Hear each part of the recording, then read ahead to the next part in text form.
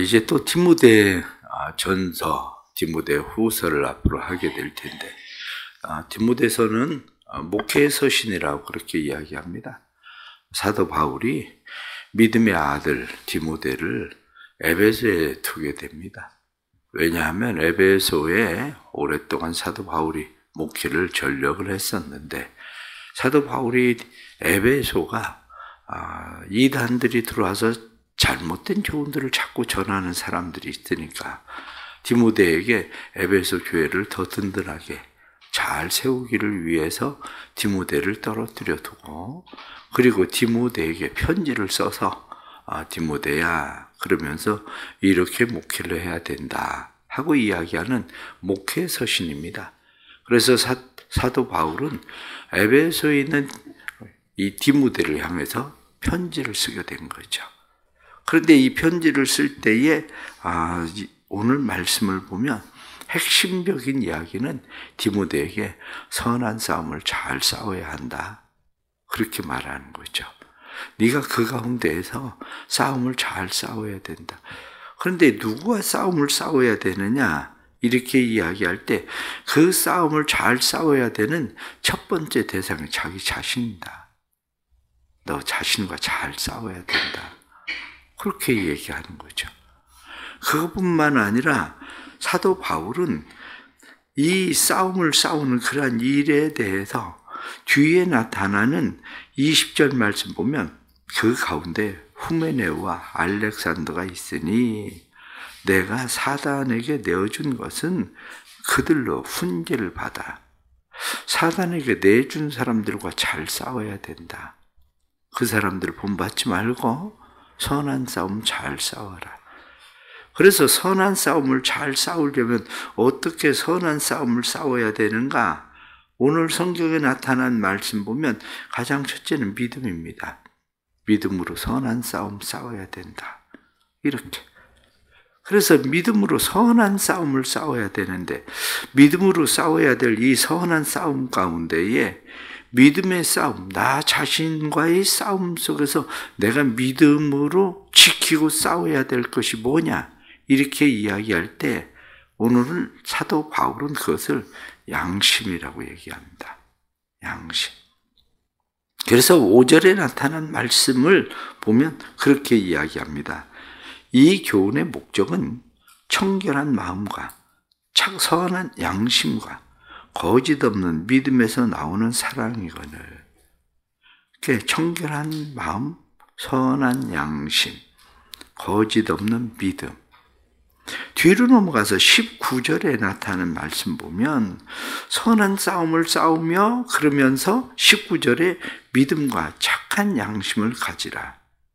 어떤 이들은 이 양심을 버렸고 그 믿음에서 관하여는 파선하였느니라.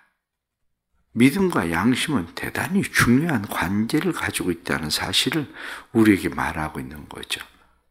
왜냐하면 믿음에 대해서 우리가 믿음을 지킨다는 게 뭐냐 이렇게 이야기할 때에 양심을 버렸고, 성경 말씀에 양심을 버리면 믿음과 착한 양심, 이것이 연결되어져 있는데 믿음이 있다, 믿음 없다 이렇게 이야기할 때 양심을 버리면 믿음이 파산한다는 거예요.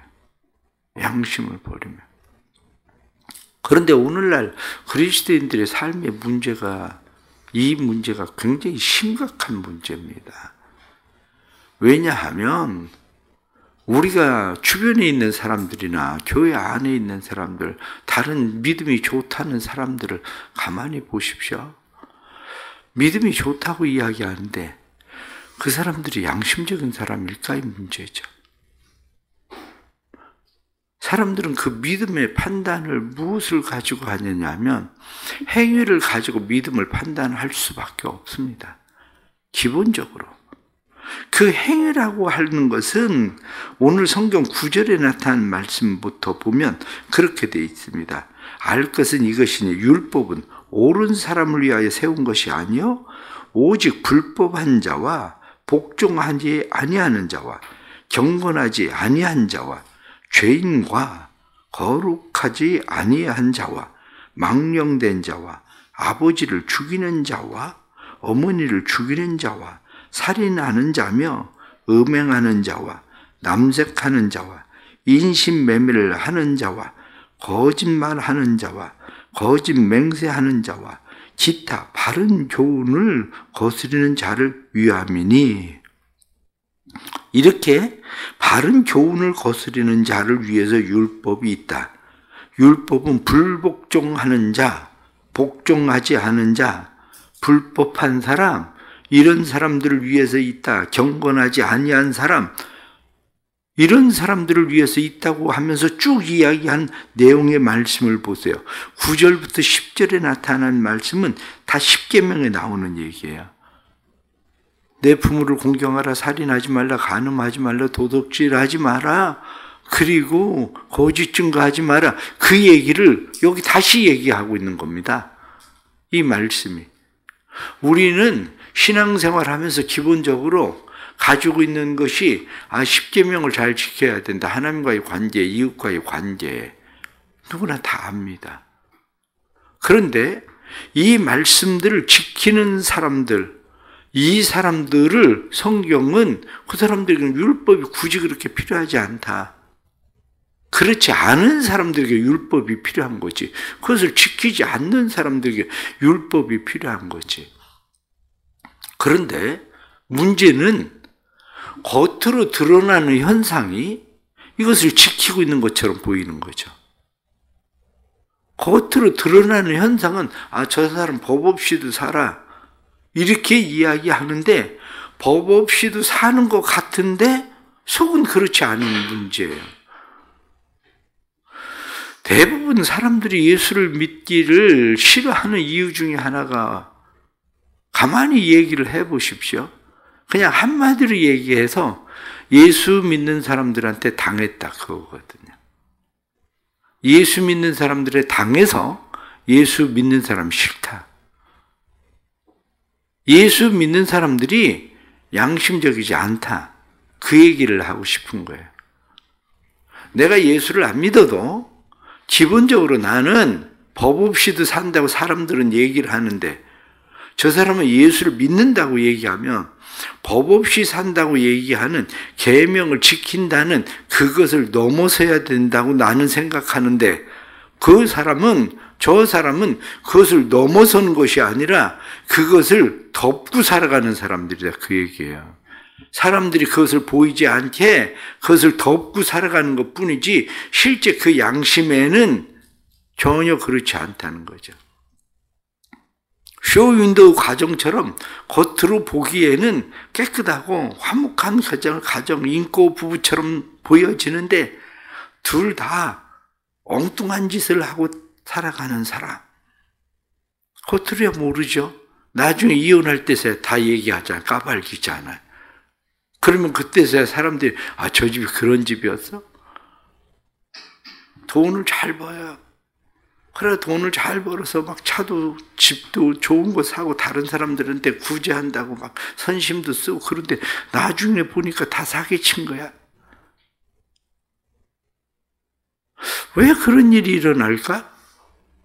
중요한 이유가 믿음과 양심을 분리시켜서 그래요.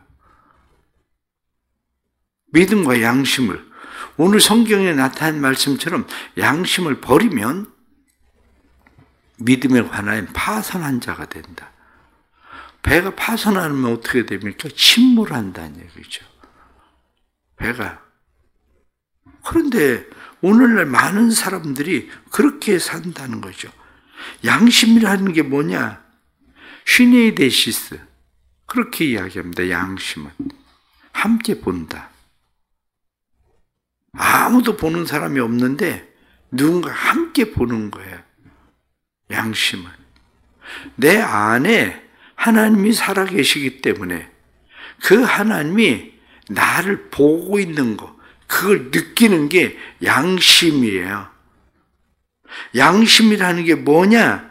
이렇게 이야기할 때에 그 양심은, 바르트는 뭐라고 이야기하느냐? 하나님의 말씀으로 말미암아 자유롭게 된 양심은 자유와 책임감을 가지고 있다. 하나님으로 말미암아 양심의 자유를 얻었다. 그 얘기는 무슨 얘기입니까? 내가 전에는 사도 바울이 지금 쭉 고백하던 것처럼 전에는 내가 비방자여 박해자여 폭행자였으나 그래도 내가 그때 당시에는 그것이 비방하는 일, 박해하는 일, 폭행하는 일이라고 내가 생각지 않았다는 것. 난 이것이 옳다고 생각을 하고 그는 율법에 충성했었던 사람입니다. 그런데 우리는 그런 사람도 아니고 오히려 불법을 행하면서도 양심에 거스리는 일을 행하면서도 우리는 가책이 없는 거죠. 거기에 대해서 전혀 가책을 느끼지 못하고 사는 사람들이 예수 그리스도로 말미암아 자유함을 얻었다는 거예요. 예수 그리스도로 말미암아 자유함을 얻었는데 자유함은 그냥 주어지는 자유함이 아니라 바르트가 얘기하는 것은 책임감이라는 거예요. 이제 양심적으로 살아야 되는, 양심을 쫓아 살아야 되는 책임감이라는 거예요. 그런데 오늘날 그리스도인들이 양심을 저버렸대요. 믿음은 좋은데 그 믿음은 세상 사람들이 볼 때에 단지 교회 안에서 보는 사람들이 볼 때 믿음이 좋은 거지 밖에 있는 사람들이 볼 때는 좋은 믿음이 전혀 아닙니다. 오히려 믿음의 걸림돌이 되는 믿음이죠. 무슨 얘기냐? 교회를 열심히 다녀요. 교회를 열심히 다니는데 열심히 교회를 다니는 것이 오히려 교회를 왜 저렇게 열심히 다녀? 이렇게 되는 거죠. 새벽 예배를 다녀요. 열심히 새벽 예배를 다니는데 옛날에 새벽 예배를 다니면 신발 바꿔 신고 가고 가다가 남의 호박 따가고 아니 이게 믿음이냐고. 그게 교회를 열심히 다니는 것뿐만 아니라 그들이 기도를 열심히 해요. 그런데 세상 사람들이 볼 때는 뭐 금식 기도한대, 작정 기도한대, 뭐 무슨 기도한대 막 그러는데 세상 사람들이 볼 때는 기도는 왜 하는데? 이런 생각이 들어가는 문제예요. 왜? 사기쳤는데 그 사기친 일이 걸리지 않기를 위해서 기도하는 거 보여지거든. 그 사람이 교회에 있는 사람들이 볼 때는 열심히 와서 기도하니까 믿음이 좋다고 보지만 세상 사람들이 보기엔 저거 무슨 일이야? 이렇게 보이는 문제거든요, 이게. 믿음이 오히려 세상 사람들이 볼 땐 완전 신앙의 걸림돌로 보여지는 거예요. 저렇게 믿으려면 안 믿지. 왜 예수를 저렇게 믿어? 교회를 왜 저렇게 다녀? 난 그러기 싫어서 안 다녀. 그렇게 말하는 사람도 잘못된 거예요. 왜냐? 줄 상자에 줄 몇 개가 썩었다고 해서 줄 상자를 다 버릴 필요는 없어요. 달걀 한 판을 샀는데 달걀 하나가 한두 개가 골았다고 해서 달걀 한 판을 다 버릴 필요는 없습니다. 그런 몇 사람들 때문에 내가 예수를 안 믿는다는 거, 그것도 자기 안에 핑계지. 그것도 옳은 건 아닙니다. 그러나 분명한 것은 뭐냐? 분명한 것은 믿음이라는 게 뭡니까? 기도는 왜 합니까? 하나님 앞에 왜 자주 나옵니까? 그것은 나를 하나님 앞에 세우는 일이잖아요. 하나님 앞에 나를 자주 세운다는 얘기는 무슨 얘기냐면 아무도 보지 않는 곳에 하나님이 나를 보고 계신다는 걸 인식하는 거잖아요. 그러면 그것은 단지 교회 안에서만 아니라 교회 밖에서도 아무도 보지 않는 곳에서 하나님이 나를 보고 있다는 사실에 대한 인식인 거죠. 하나님이 나를 보고 계신다. 그래서 그것이 내 안에 있는 거, 이것을 보고 우리가 이야기할 때 양심이라고 얘기합니다. 이게 사도 바울의 바울 서신에 보면은 양심이란 말을 21번 사용합니다.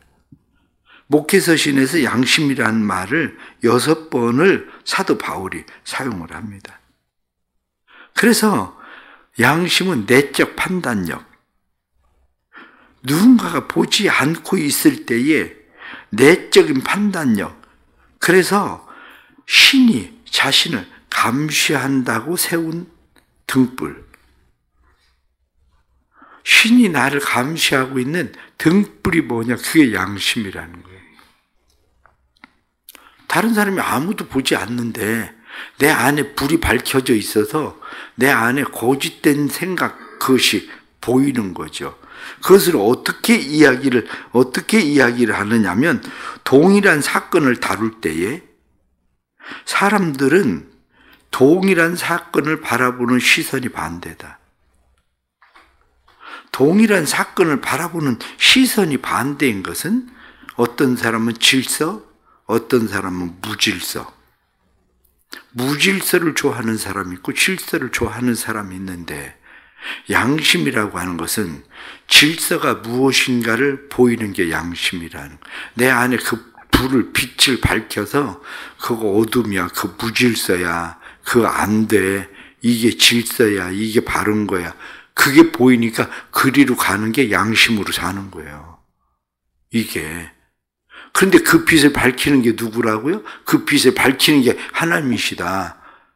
하나님께서 그 빛을 밝히시니까 의의 빛, 하나님의 빛 가운데로 걸어가는 거, 그것이 말씀 따라 사는 거, 이거거든요. 주의 말씀은 내 발의 등이요 내 길에 빛이니이다. 하나님의 말씀이 내 발의 등이 되고 내 길에 빛이 되어서 질서를 쫓아 살아갈 수 있도록, 길을 갈 수 있도록, 길이 아닌 곳으로 가는 게 아니라 길을 따라 갈 수 있도록 만드는 게, 그게 양심이란 말이에요.